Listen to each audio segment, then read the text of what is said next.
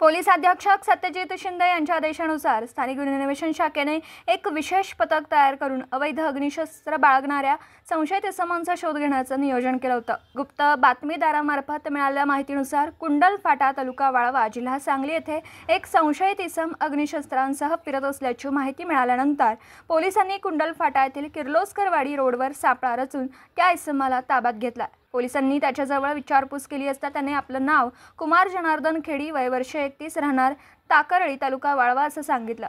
त्याच्याकडे बेकायदेशीररित्या बाळगलेले देशी बनावटीचे पिस्टल आणि जिवंत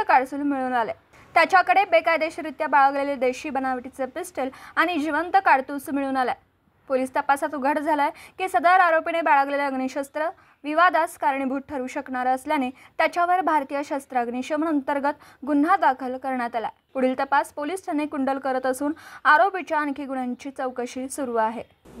दिवसभरातील घडामोडींचा आढावा घेण्यासाठी पाहत रहा N24 मराठी न्यूज चॅनल।